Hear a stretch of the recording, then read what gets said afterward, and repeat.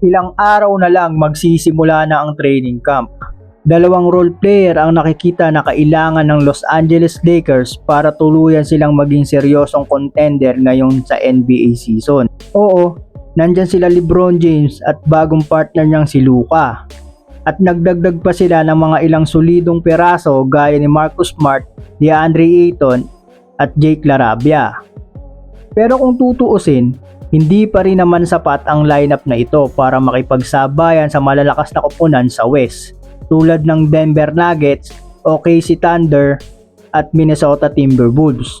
Ang kulang ng Lakers ay mga role player na swak sa sistema at may hustle at may kakayahang mag-setup sa mga crucial moment. Pero bago yan, dito muna tayo kay Keldon Johnson ng San Antonio Spurs. Siya ang isa sa mga mainit na pangalan na iuugnay ngayon sa Lakers.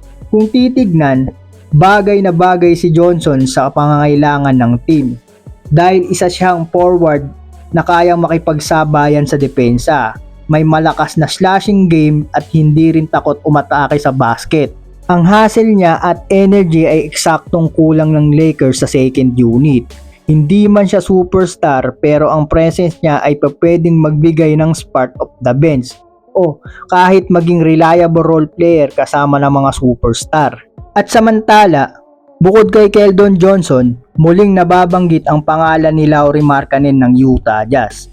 Kung makukuha ng Lakers si Markkanen, malaking bagay ito dahil isa siyang stretch big na kayang magbigay ng floor spacing para kay Luka at LeBron. Alam naman natin na kailangan ng Lakers ng shooter na malaki ang katawan na kayang maglaro sa loob at labas. Ang problema lang, siguradong malaki ang kapalit para sa kanya.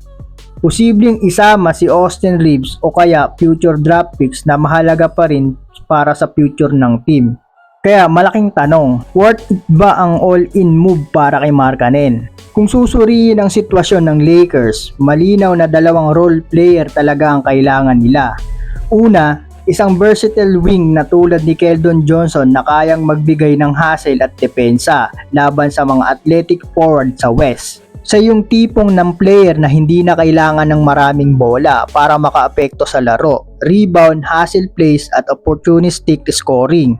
Pangalawa, isang floor spacer na reliable shooter tulad ni Markkanen na kayang magbukas ng opensa. Kasi kung titignan, madalas nauubos ang spacing ng Lakers kapag magkasabay si Luka at LeBron. Kung makukuha nila ang ganitong kombinasyon, mas magiging flexible ang rotation ng Lakers. Halimbawa, kapag si Keldon Johnson ang nasa floor, mas may energy at depensa ang second unit. Kapag si Markkanen naman, mas magiging unpredictable ang offense dahil mayroong big man na pwedeng pumesto sa 3-point line. Ang resulta, mas mahihirapan ang kalaban sa scouting sa matchup.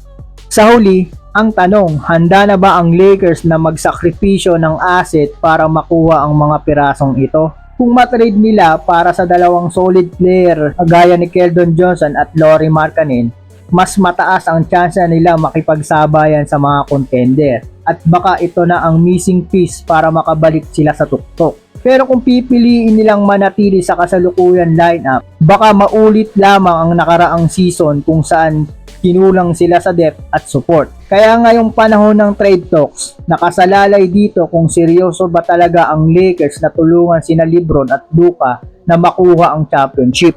I-comment na lang po ang inyong opinion sa ibaba at pag-usapan natin yung mga katambay. At huwag pong kalimutang mag-subscribe sa aking channel.